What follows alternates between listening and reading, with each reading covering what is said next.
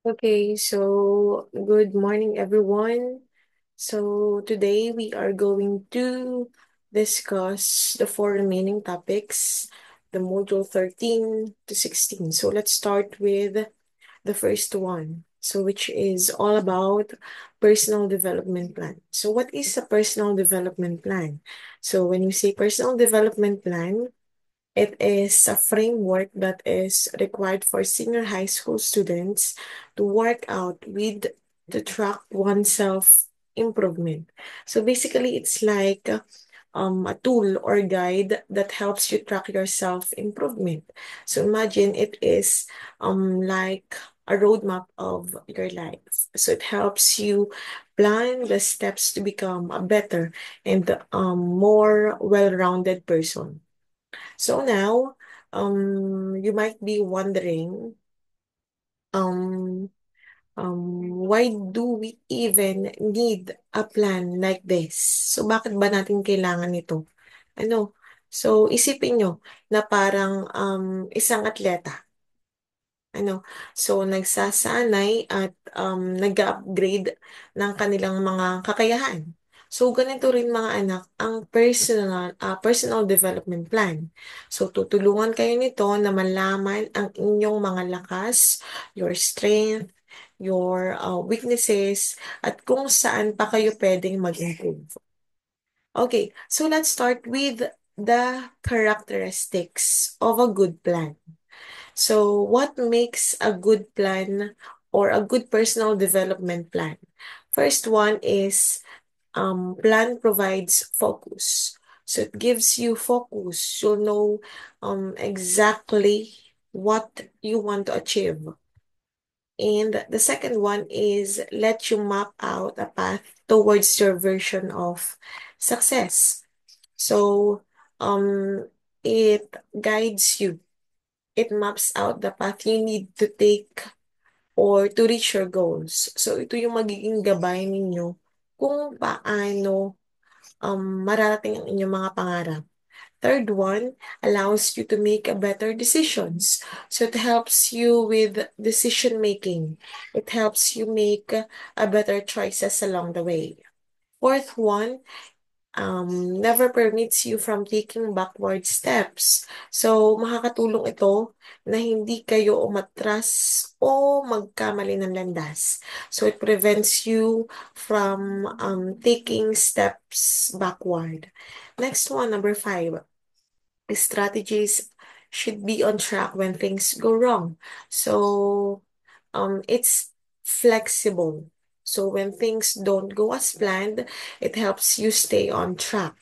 So, pwede rin itong baguhin kapag may mga bagay kayo or may mga bagay na hindi umayon sa inyong plano. And then, next one is, okay, so writing a personal development plan.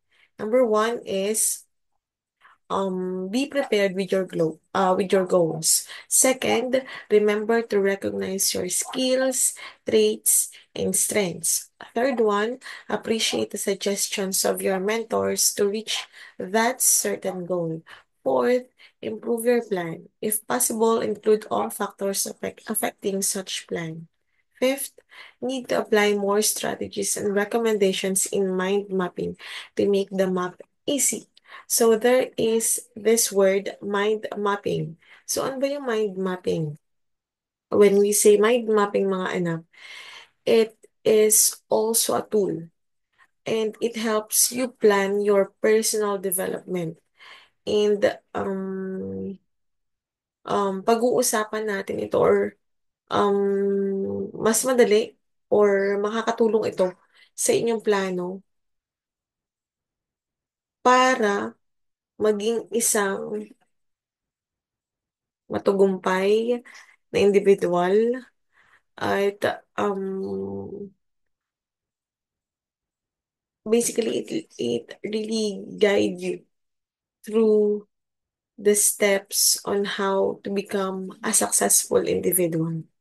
Okay, so let's move on with the next topic.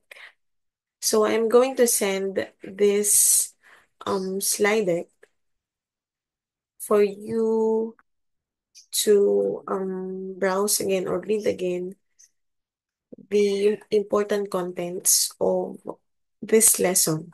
So I will not um, mandate you to do this activity and this assessment. The important thing is to discuss the contents of each module from module 13 to 16. Okay, so let's move on with the second one. So I will just present another slide deck. Okay, so now we are in module 14. And let's proceed with the first one. Okay, so it's all about emotional intelligence.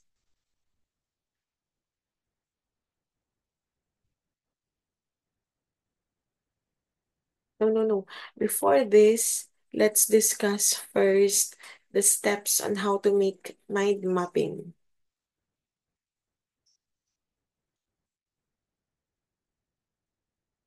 So wait for a while.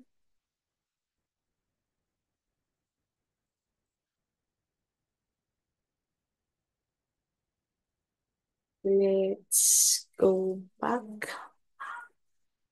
in module.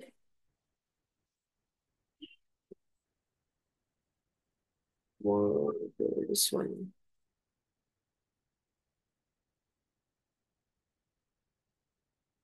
So let's go back in this slide deck because I think, okay, all right. So this is the discussion about mind mapping.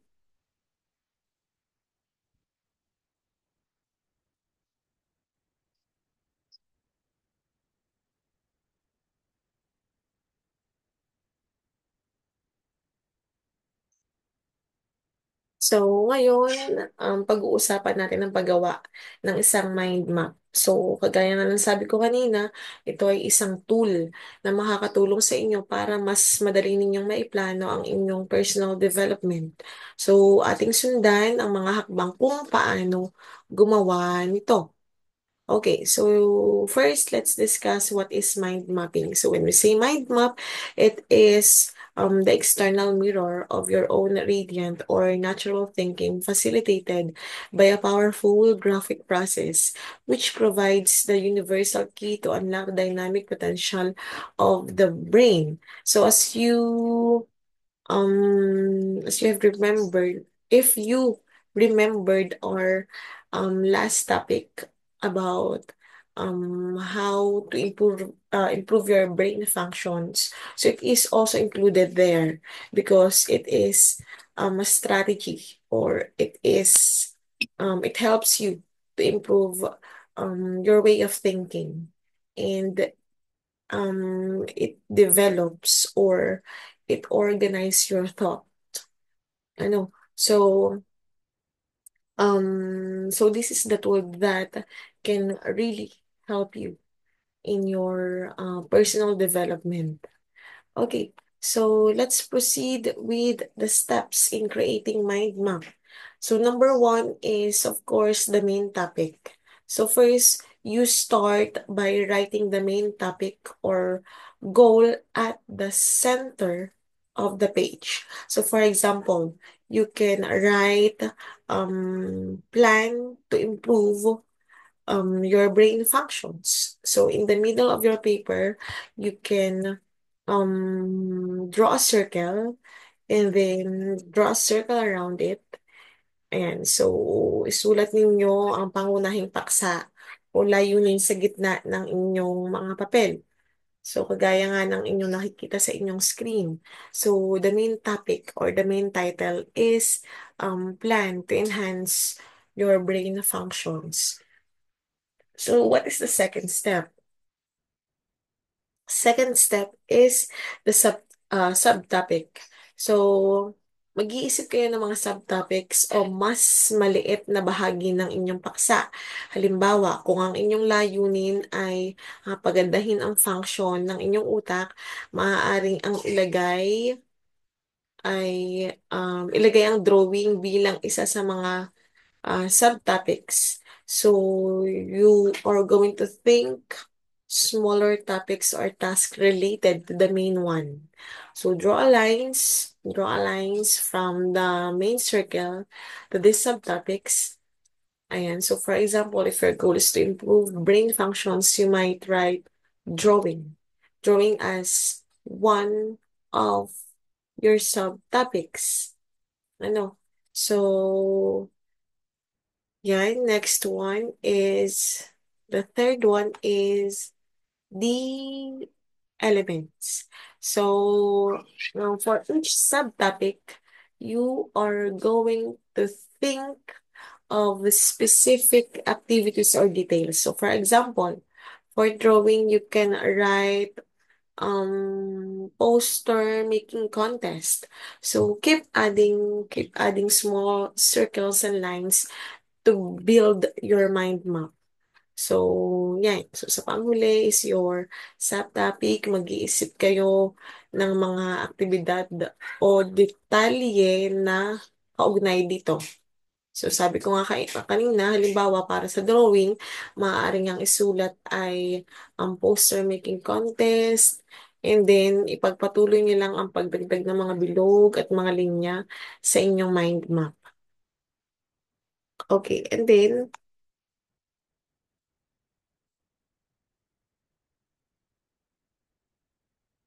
ayan. So, let's proceed with guide in making this mind map. So, guide for the students. Step one is write your main topic in the middle of the center. So, kagaya nga ng illustration kanina. So, isulat ang inyong pangunahing paksa sa gitna.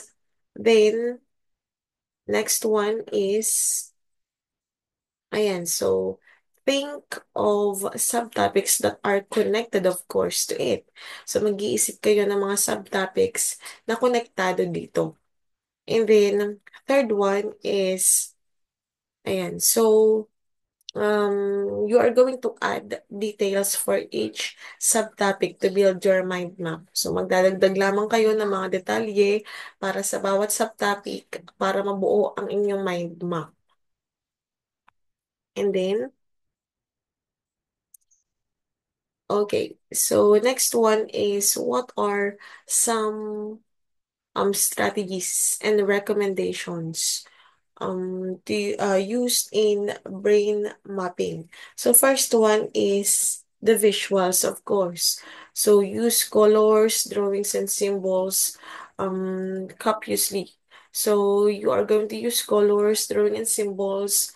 The more visual it is, the better your brain will remember it. Ano? So, gumamit kayo ng mga kulay o guhit at simbolo para mas madali itong tumatak sa inyong utak. Dahil mas madali itong tumatak sa inyong utak kung mas makulay. And second one, keep the topic labels as short as possible. So, keep it simple. So use single words or pictures to label each topic. So dapat panatilihin ninyo na maging simple ang inyong gagawing idea. So the simple, the better. So gumamit lamang kayo ng mga maikling salita o larawan para i-label ang bawat paksa. Next one, so vary text size, color, and alignment. So, kumbaga, change it up.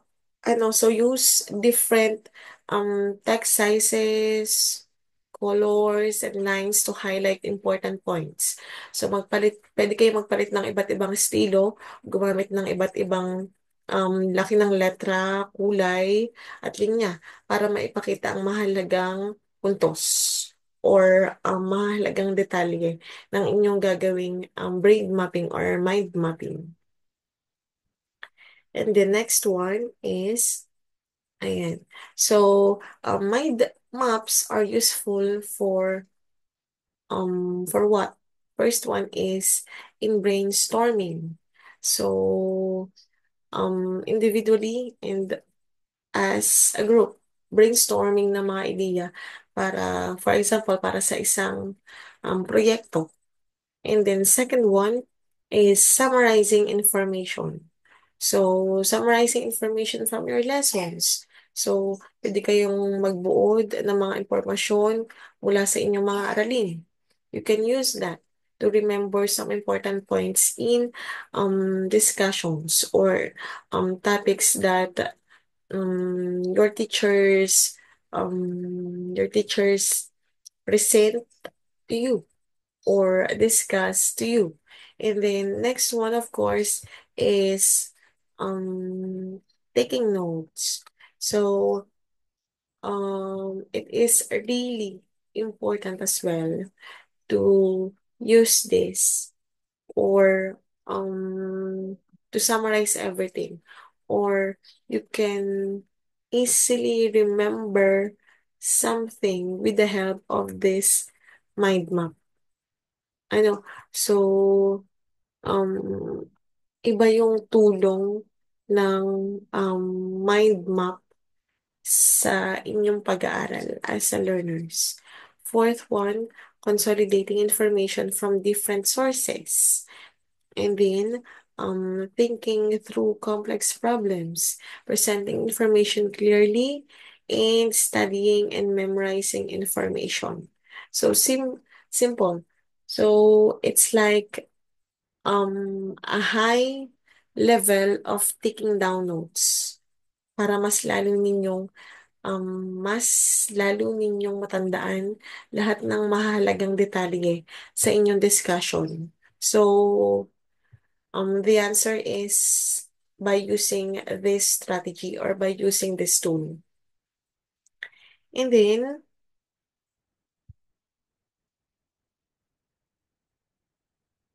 okay, so you are going to, so you will not answer this one in this assessment as well. Okay, so now let's move on with the second topic. So always remember the writing of or the strategy on how to write a personal development plan. First one is to set your goals, be clear about what you really want to achieve. Second one is to recognize your strengths. So think about what you are good at, and then listen to advices. So take suggestions from your teachers or mentors. Then the fourth one is to improve your plan. So adjust it as you go. So pagandahin ang inyong plano. Pwede ninyong baguhin ito kapag kinakailangan. And the fifth one is apply different strategies. So use tools like the mind map that we discussed a while ago to make your plan easier to follow. And then, next one. So, we're done in module 13.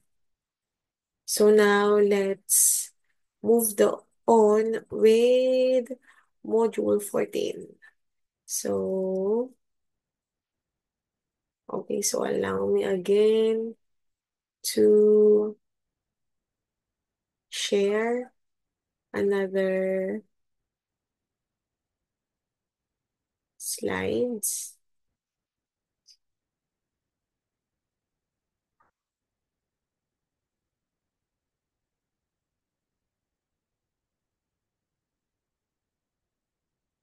Okay, so our topic for Module 14 is all about emotional intelligence. So it's all about emotions.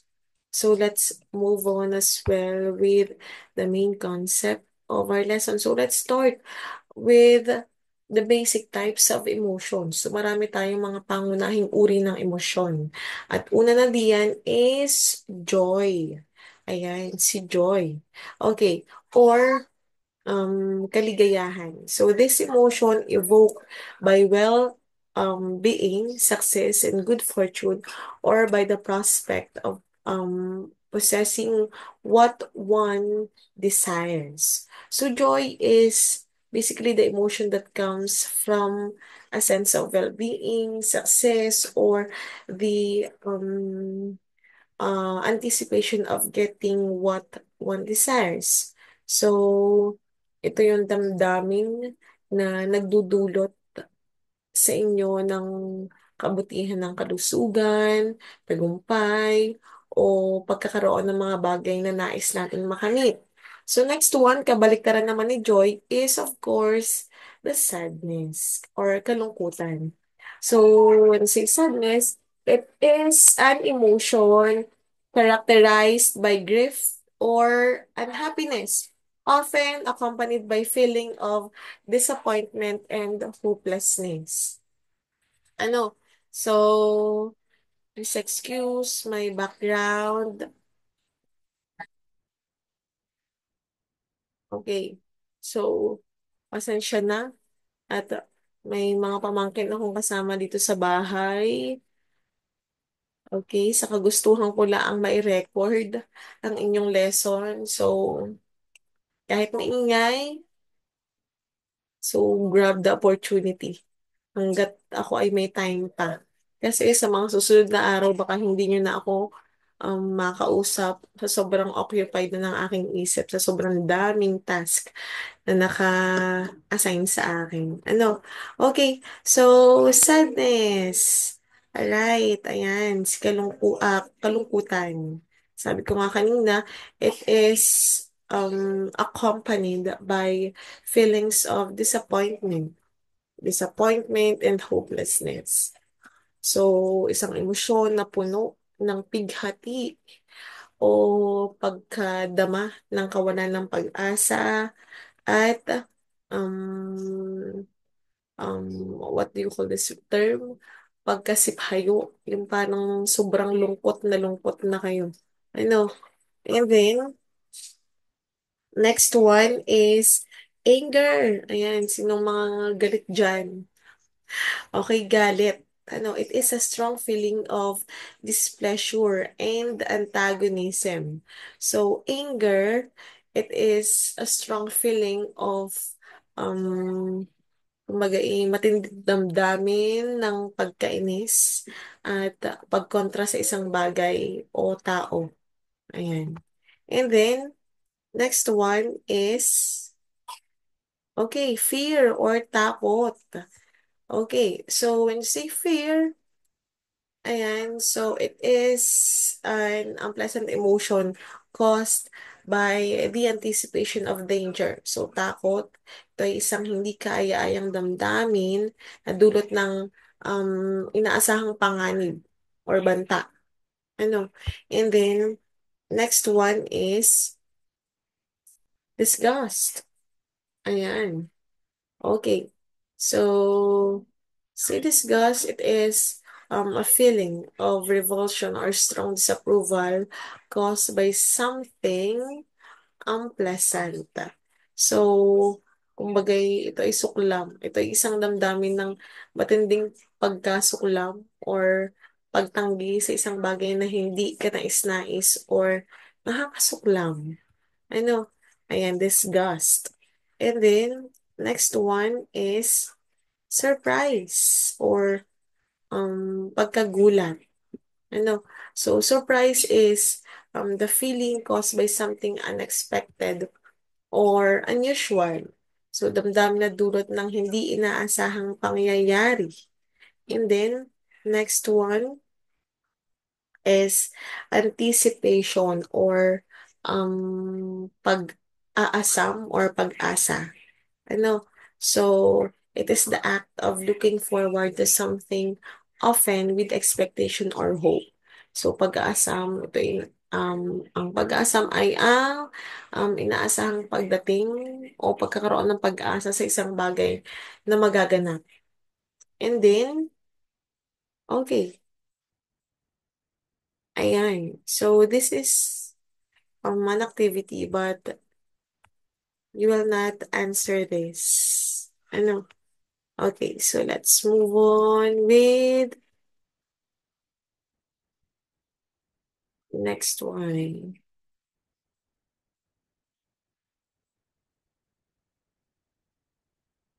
Okay, ayan. So it is also connected with emotions or different emotions. Ano? So here, it said that the limbic system controls emotion, memories, and arousal. The almond-shaped section of nervous tissue called amygdala is the center of emotional processing. So, say, limbic system, ito yung kumukontrol sa inyong emosyon, alaala, and paggising ng mga damdamin. So, ang amygdala naman, ito isang bahagi ng inyong limbic system wherein ito yung pinakasentro ng pagproseso ng inyong emosyon. Ano? So, next one is, ayan. Okay, so emotional intelligence. So when we say emotional intelligence, it is the capacity to be aware of, control, and express emotions, and um, to manage interpersonal relationship with empathy and wisdom. So, ang talino, mga anak, ang talino sa emosyon ay kakayahang maging mulat, makontrol at maipahayag ang sarili mong damdamin at pamahalaan ang um, relasyon sa iba ng ang may malasakit at talino. So, it is connected basically with your emotions. Ano? So, talino sa emosyon. Kakayahan na maging mulat, makontrol ang inyong damdamin. Okay. So, next one is, okay, so for Goldman, EI or emotional intelligence is the ability to, first is to recognize, understand, and manage our own emotions. Okay, so second one is recognize, understand, and influence the emotion of others. So this means being aware that emotions can drive our behavior and impact people either positively and negatively. So next one.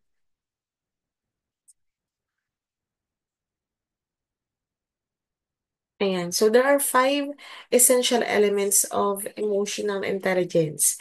Number one is self-awareness. So pagkaalam sa sarili. Ano? So knowing what one is feeling at any given time and understanding how it impacts others. So pag-alam sa nararamdaman sa anumang oras at pag-unawa sa epekto nito sa iba. Ano? Number two is, ayan, so self-regulation. So when you say self-regulation, ito yung kakayahan ninyong kontrolin o ilihis ng damdamin at isipin ang mga kahihinatnan bago kumilos ng padalos-dalos. Ano?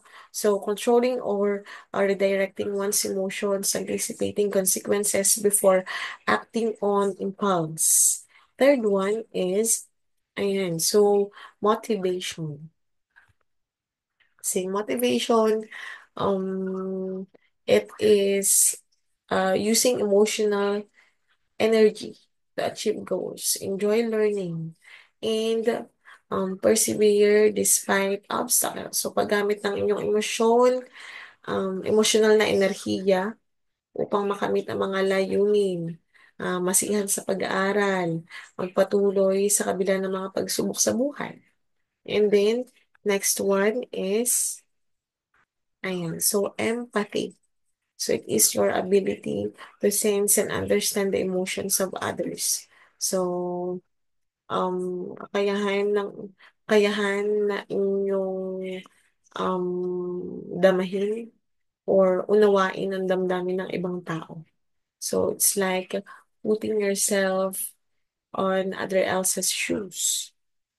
And then, number 5 is social skills, your kasalayang panlipunan. So managing relationships, inspiring others, and inducing desired responses from them. So, pag-udyok sa iba, pagpapakita ng tamang reaksyon mula sa kanila is really important. Next one is, okay, so that's it. Ayan, so you are not going to answer this activity. So again, you can browse the slide deck that I have sent in our GC.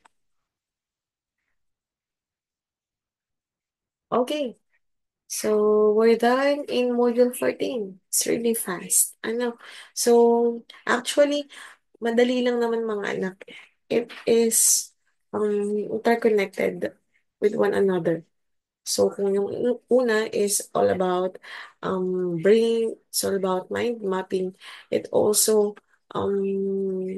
connected with your personal development, which is all about your emotions or your emotional intelligence. Okay, so next one is module. So, allow me to pause again, and I will share the third topic, the module 15.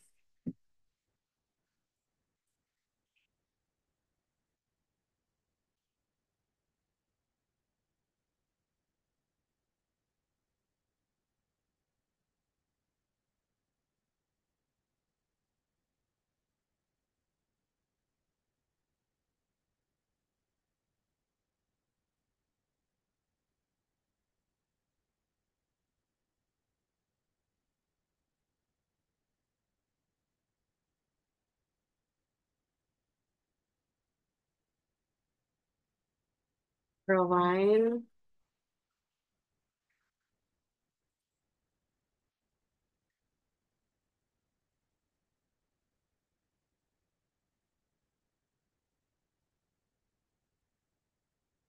Okay, so this is our next topic.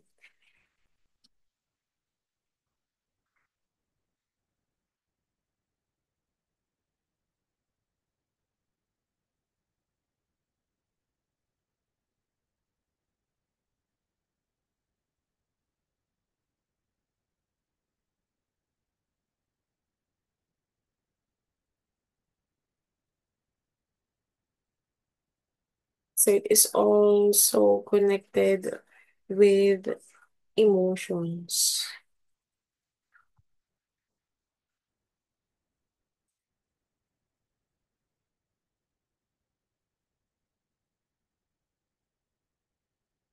Ayan, so positive and negative emotions and their impact on our health and well-being. Okay. Ayan. So, having a plenty of positive emotions every day can help you out in dealing with your daily situation. So, these emotions such as joy, what else? Such as gratitude, excitement can improve our outlook on life and equip us to respond to challenges more effectively. And then, ayan. So, so kabalik ka rin ng positive emotion, of course, we have this one. So, the negative emotions.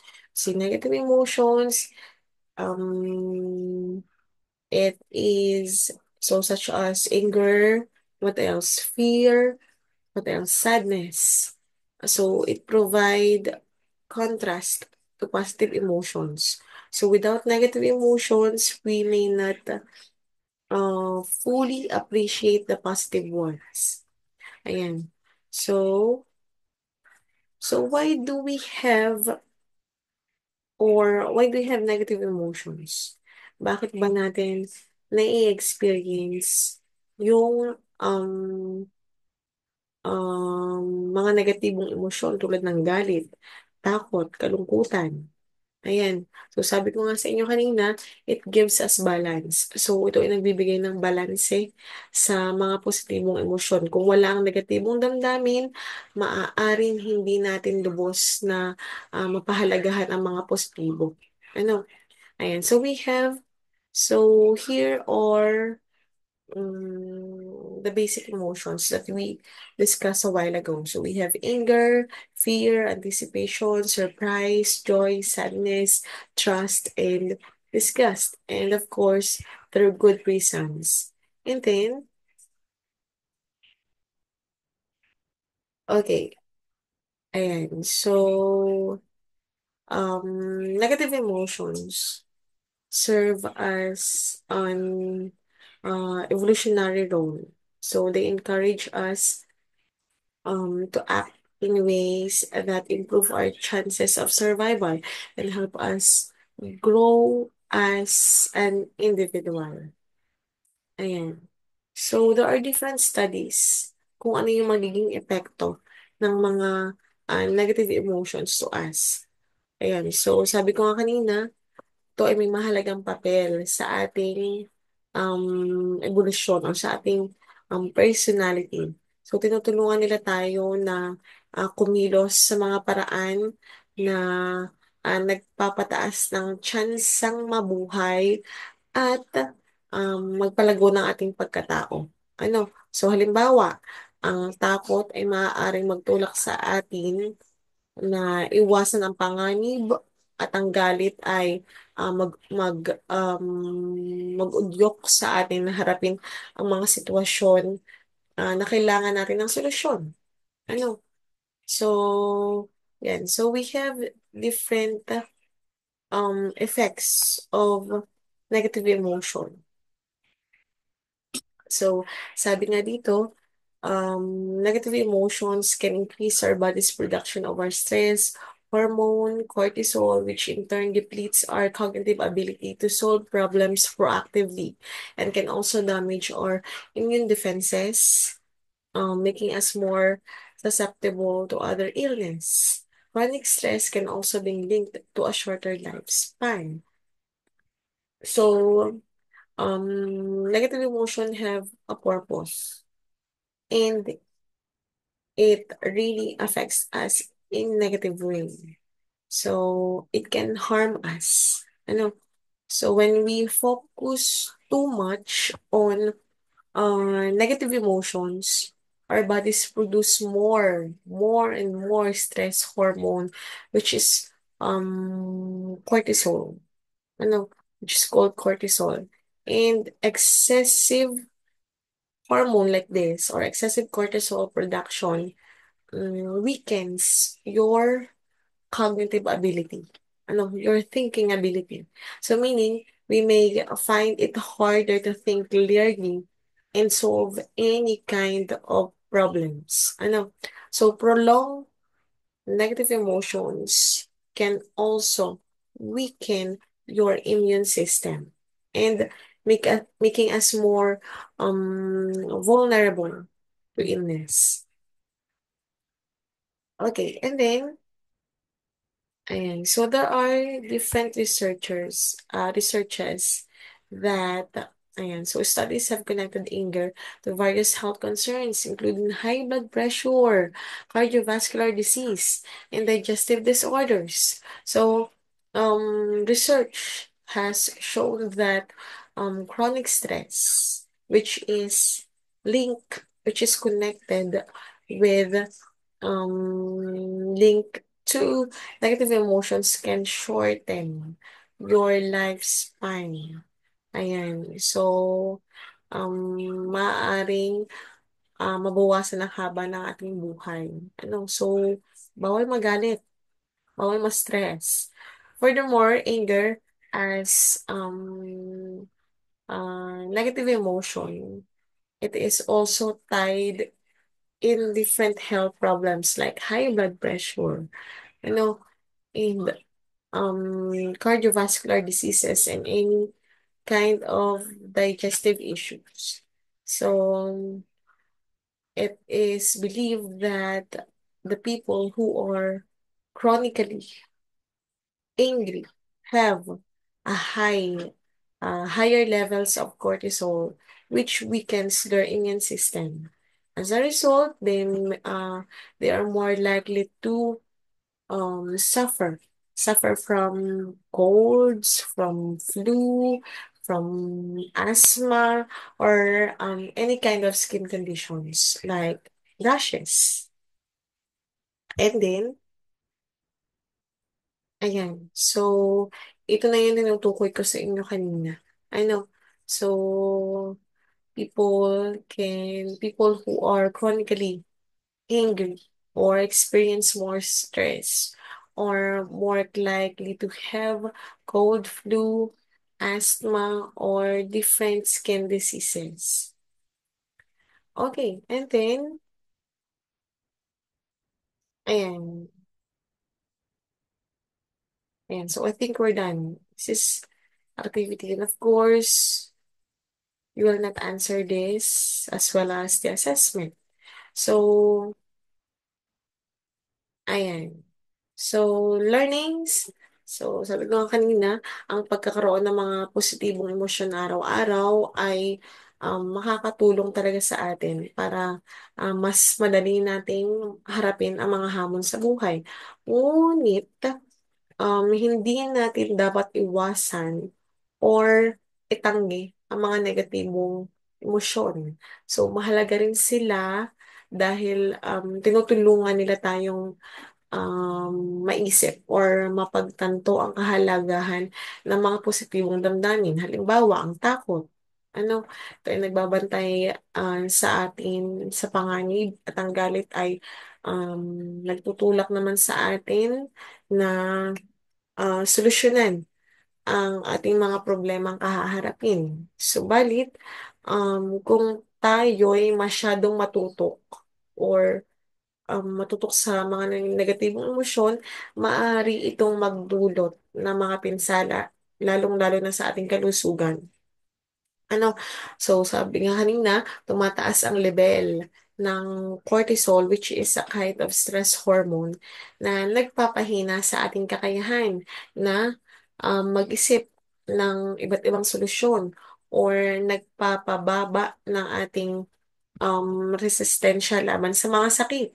So, ang matinding galit din ay maaaring magdulot ng iba't ibang sakit mula sa pagtaas ng dugo, ayan, mataas na presyon ng dugo, hanggang sa problema sa pagkain or pagtunaw ng pagkain.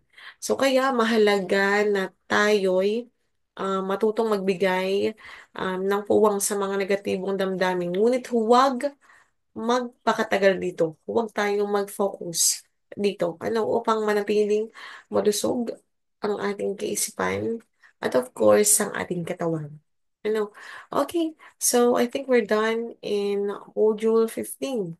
So, those are the main concepts of Module 15, I think. Okay. So, that's it. Next one is the last one. So we are in module 16. Thanks God.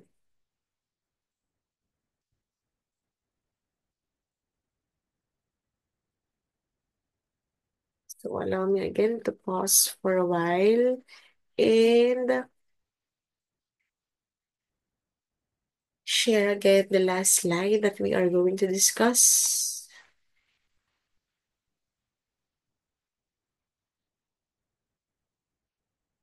And this is all about,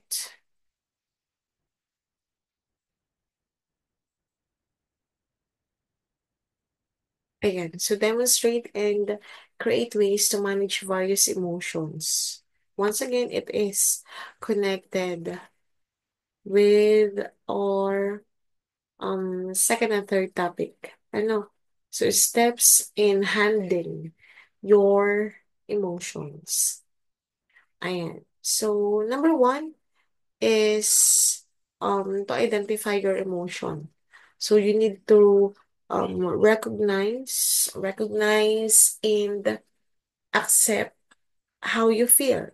So don't hide or suppress your emotions. So avoid blaming others. So iwasan natin ang pagsisi sa iba dahil sa iyong nararamdaman. So we need to embrace your emotions as a natural and understandable response to what's happening in your life. So dapat nating yakapin ang inyong emosyon bilang ito ay isang natural at natural na reaksyon sa mga na-experience natin in our life or sa ating buhay. No? So next one is, ayan, so take actions. So after identifying emotion, you need to figure out what you can do to handle it effectively. Ano? So whether it's taking a break, ano, kausap ng isang kaibigan, gumawa ng mga activities or engaging activities that can calm yourself and then um, ang pag-action din sa inyong emosyon ay makakatulong din upang mas maproseso ito. Ano, para ma-process ninyo ito ng maayos. And then third one is get help with different emotions. So when your emotions is like overwhelming, it's okay to seek help from other people. Talking to your trusted friend, your family member, or professional can provide support, who can provide support and offer you new strategies or perspectives on how to manage or handle different feelings. Ano? Okay, and then next one is, ayan, so what are the tips? What are the tips on how to manage your emotions? Number one, use your emotions and bodily responses when you are under stress. Ano?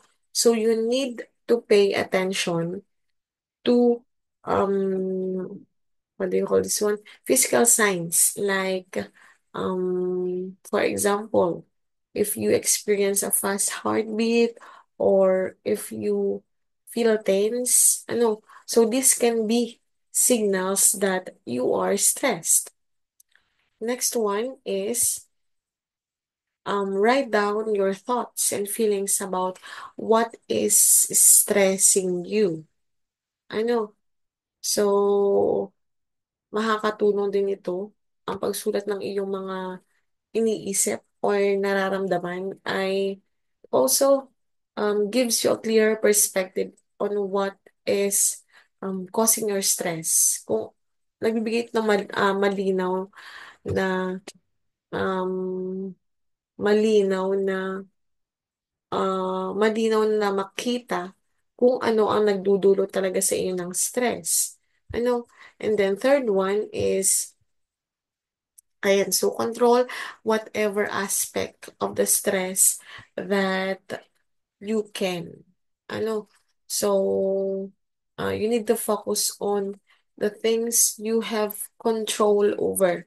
Like, your let's say your actions and your reactions.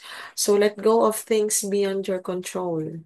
Ano, ayan. So hayaan ninyong ang mga bagay or hayaan ninyo na ang mga bagay na hindi ninyo kayang kontrolin ay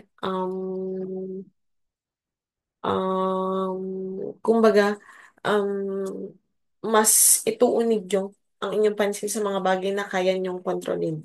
Tulad ng inyong, sabi ko nga kanina, ng inyong aksyon at ng inyong reaksyon. So, hayaan ang mga bagay na wala kang kontrol. Ano? Ayan. And then, next one, the fourth one is, ayan, so don't make mountains out of molehills. Ano ba ang ibig sabihin nun? Meaning, you need to avoid overthinking and making small problems seem bigger than they really are. So, iwasan ninyong palakihin ang maliliit na problema. So, huwag ninyong labis isipin ang mga maliliit na bagay at gawing mas malala pa kaysa sa tunay na na kalagayan nito. Ano? And then, fifth one is, okay. And then the next one is develop behaviors that distract you from stress. So, meaning, you need to engage in activities that can somehow shift your focus away from any kind of stress, such as your hobbies, like listening to music or spending time with your friends. Ano? And the next one is, ayan, so reach out to a friend or a family member. So, talking to someone that you can really trust can also relieve your stress and can also provide some emotional support to you. And then next one is exercise regularly. Okay, so it is really important that so physical activity can also reduce your stress hormones actually, and of course improve your mood. And then, of course, next one is meditate and relax. Ayan. So, meditation and different relaxation techniques like deep breathing can help calm your mind and, of course, reduce your stress. And then, okay, so this is activity again, of course, assessment. So, you're not going to answer this one. Okay. So, sabi ko nga kanina, um, ang pagharap sa ating emosyon ay mahalaga upang manatiling maayos ang ating kalusugan, lalo na ang ating emosyon at mental na kalagayan. So, kapag nakakaranas tayo ng iba't ibang emosyon, importante na kilalanin ito at alamin kung paano natin ito haharapin. So, hindi lahat ng emosyon ay kailangan nating pigilan. Kundi dapat itong yakapin bilang bahagi ito ng ating pagiging tao. Ano? So, para sa mga sitwasyong mabigat, tandaan na may mga hakbang tayo na maaaring gawin tulad ng paghingi ng tulong mula sa mga taong pinagkakatiwalaan natin. So, ang mga tips na ito ay makakatulong sa pag-manage ng inyong stress. Halimbawa, ayan, regular na pag-ehersisyo, pag-meditate, ayan, is really helps you para makapagpababa ng inyong stress hormones at mapabuti pa ang ating nararamdaman. Ano, or mas maka-experience tayo ng mga mas maayos or mas makamit natin yung desires natin or kagustuhan natin sa buhay. So, I think we're done. So that's the important concepts under modules 13. 14, 15, and 16. Ayan. So, that's it. So, if you have any questions regarding um regarding to our discussions, so you can direct it in our GC. Ano? Okay, so ayan. So my last instructions is so you need to complete your notes, of course, complete your notebook, and um so this week I am going to get your notebook. So you need to complete all the activities that I assigned you to do. So bale meron tayong tatlong activity or meron akong tatlong activity na kailangan pang machikan sa inyo. Yung dalawang activity is from our previous discussions, and the third activity is yung activity natin today. Ano? Okay, so that's it. Thank you so much, and sana inyong um panoorin ng ayos itong video lesson para mas lalo ninyong maintindihan yung topic. Basically, it's really easy naman, mga anak. Madali lamang naman siyang i-explain because it's more on personal development, more on our emotions. Okay, so that's it for today. Thank you so much for spending time, and God bless everyone. Thank you.